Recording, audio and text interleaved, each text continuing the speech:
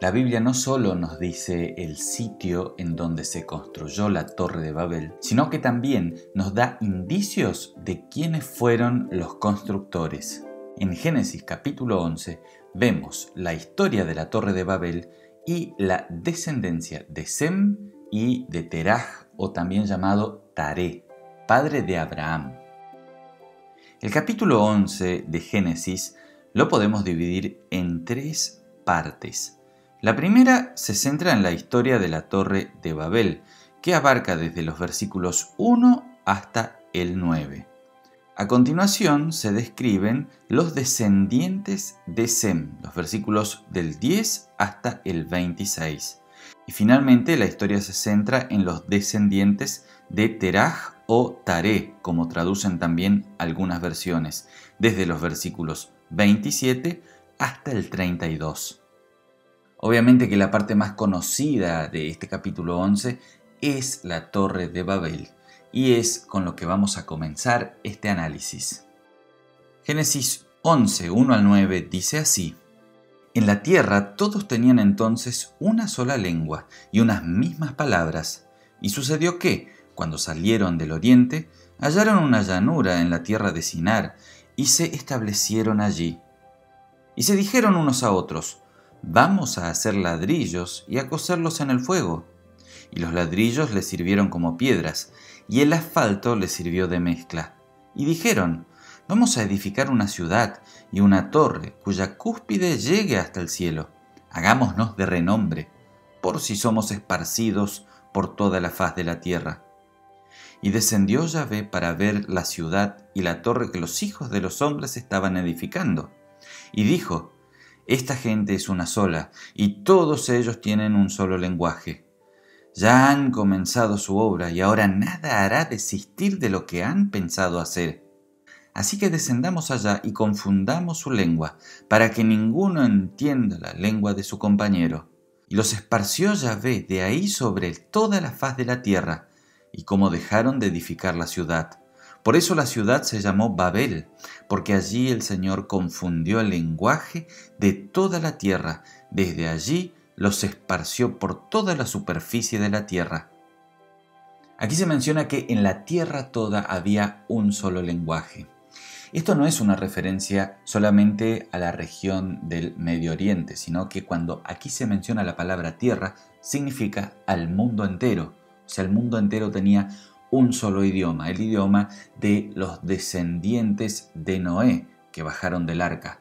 En el capítulo anterior, en Génesis 10, se mencionan la división de cada una de las tribus según su idioma y según su familia. Aquí es donde se retrocede un poco en la historia y se explica el origen de esta división y el origen de los idiomas. Esta historia se llevó a cabo en la cuarta generación de los descendientes de Noé, aquellos que sobrevivieron al diluvio. En Génesis capítulo 10, versículo 25 dice así: Y a Eber nacieron dos hijos. El nombre de uno fue Pelec, porque en sus días fue repartida la tierra, y el nombre de su hermano Joctán. Esa frase, en sus días fue repartida la tierra, es una alusión, según muchos estudiosos de la Biblia, a la Torre de Babel, en donde todos fueron divididos. En el versículo 12 nos dice el sitio donde sucede esta historia: en la llanura en la tierra de Sinar.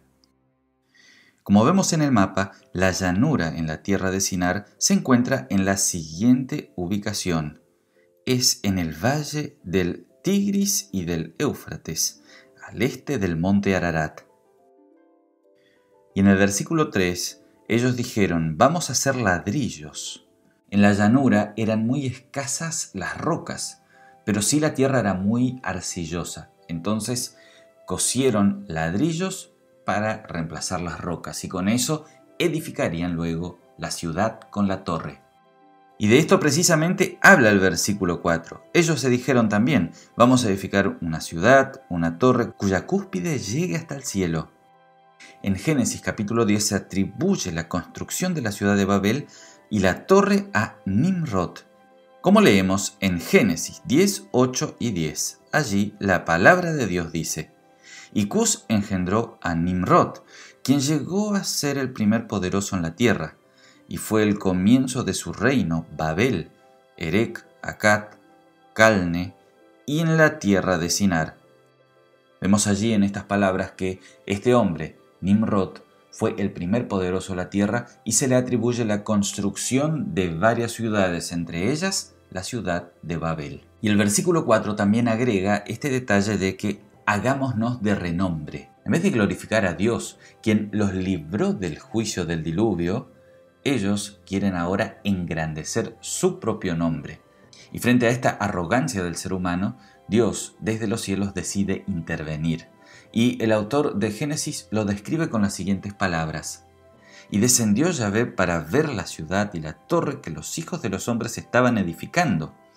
Esto no debe ser tomado en sentido literal.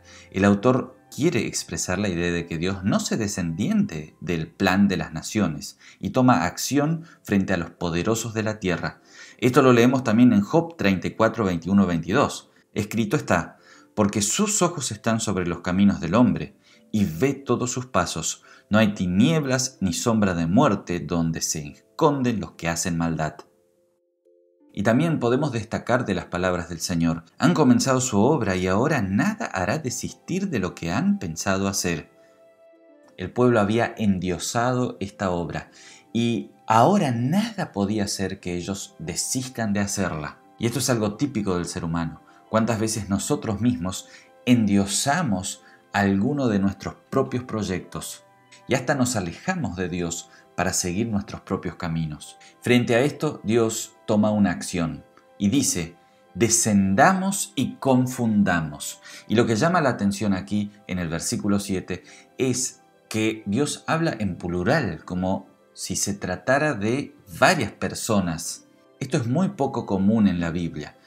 Aparece también en Génesis 1:26. Allí Dios dice, y dijo Dios, hagamos al hombre. Esta expresión suele ser usada en Génesis cuando la narrativa transmite la idea de que Dios delibera consigo mismo antes de tomar una acción. Esta es claramente una referencia a la doctrina de la Santísima Trinidad, que enseña básicamente que hay un solo Dios, una sola esencia divina, pero tres personas, el Padre, el Hijo y el Espíritu Santo. Y el versículo 8 nos cuenta el desenlace de la historia, y los esparció Dios sobre la faz de la tierra. Frente a la maldad, a la arrogancia del ser humano, Dios ya no interviene ahora con un juicio destructor como en el caso del diluvio, sino que interviene para que se cumpla su palabra de que el ser humano llene toda la tierra, como leemos en Génesis 9:1. Reprodúzcanse, multiplíquense, llenen la tierra. Y en el versículo 9 aparece el nombre de la ciudad, Babel. El nombre de la ciudad se explica con el juego de palabras que proviene del verbo hebreo balal, que significa confundir. Por lo tanto, el origen de la palabra Babel viene de la palabra confusión, en donde se confundieron las personas a raíz de los diferentes idiomas. Así como Dios aquí confundió los idiomas para que la gente se esparza por toda la tierra, en Hechos capítulo 2, Dios vuelve a unir a todo el mundo bajo un solo idioma, el idioma del Evangelio. Y vemos cómo los apóstoles recibieron en el día del Pentecostés la habilidad para hablar en diferentes idiomas. Eso lo leemos en Hechos capítulo 2, versículos 7, 8 y el 11. Así dice, estaban atónitos y maravillados, y decía, fíjense, ¿acaso no son galileos todos estos que están hablando? ¿Cómo es que los oímos hablar en nuestra lengua materna? Y todos los escuchamos hablar en nuestra lengua acerca de las maravillas de Dios. Si este video te está gustando, te invito a darle un me gusta y a suscribirte a nuestro canal. El objetivo de este espacio es profundizar en el conocimiento de la palabra de Dios y ayudarles en la lectura de la palabra. En los versículos del 10 al 26, la historia se centra en los descendientes de Sem y dice así: estos son los descendientes de Sem. 2 años después del diluvio, Sem engendró a Arfaxad y tenía entonces 100 años de edad, y después de engendrar a Arfaxad, Sem vivió 500 años y engendró hijos e hijas. Arfaxad vivió 35 años y engendró a Selah. Después de engendrar a Selah, Arfaxad vivió 403 años y engendró hijos e hijas. Selah vivió 30 años y engendró a Eber. Después de engendrar a Eber, Selah vivió 403 años y engendró hijos e hijas. Eber vivió 34 años y engendró a Peleg. Y después de engendrar a Peleg, Eber vivió 430 años y engendró hijos e hijas. Peleg vivió 30 años y engendró a Reu. Después de engendrar a Reu, Peleg vivió 209 años y engendró hijos e hijas. Reu vivió 32 años y engendró a Serug. Después de engendrar a Serug, Reu vivió 207 años y engendró hijos e hijas. Serug vivió 30 años y engendró a Nahor. Después de engendrar a Nahor, Serug vivió 200 años y engendró hijos e hijas. Nahor vivió 29 años y engendró a Terah. Después de engendrar a Terah, Nahor vivió 119 años y engendró hijos e hijas. Y Terah vivió 70 años y engendró a Abram, Nahor y a Harán. Esta genealogía se presenta de manera muy similar como la de Génesis capítulo 5, de la descendencia de Set. Y aquí podemos ver un esquema que se repite en toda la genealogía. Primero se menciona el nombre, en este caso Selah, que vivió una determinada cantidad de años hasta que engendró a su hijo, y aparece el nombre del hijo, en este caso Eber. Después de engendrar vivió todavía determinada cantidad de años, en este caso de Selah, que vivió 403 años, y al final se coloca que engendró hijos e hijas.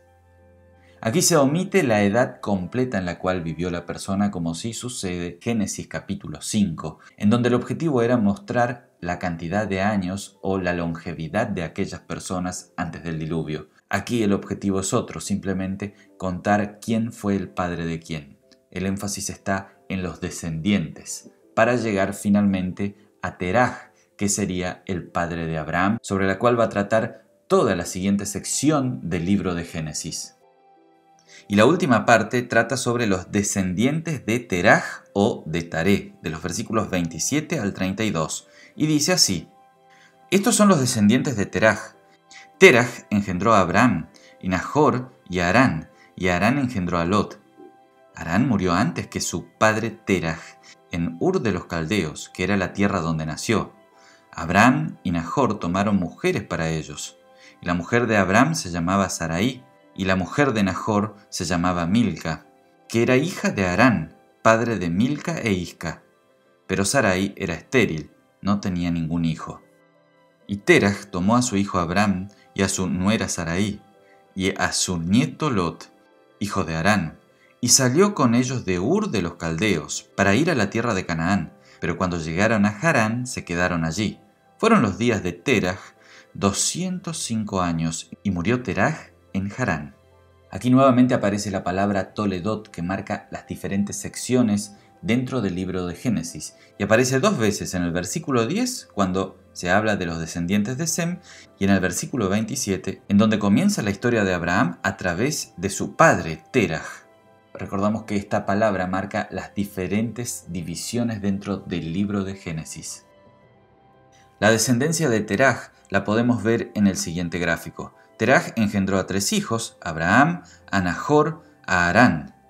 Y Abraham se unió con su esposa Sarai, y Nahor se unió con Milca, que a su vez era su sobrina, hija de Harán. Y Harán tuvo 3 hijos, Milca, Isca y Lot.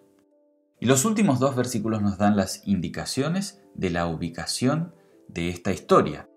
Allí en el mapa vemos la ubicación de Ur de los Caldeos. Y se cuenta que Terah, junto con su familia, se trasladó a la zona de Harán, que se encuentra en la siguiente ubicación. Espero que esta explicación haya sido de bendición para tu vida. Te recuerdo que abajo en la descripción del video dejo el enlace para que puedan descargar el material con el cual nosotros estuvimos haciendo este análisis de Génesis capítulo 11. Que Dios te bendiga.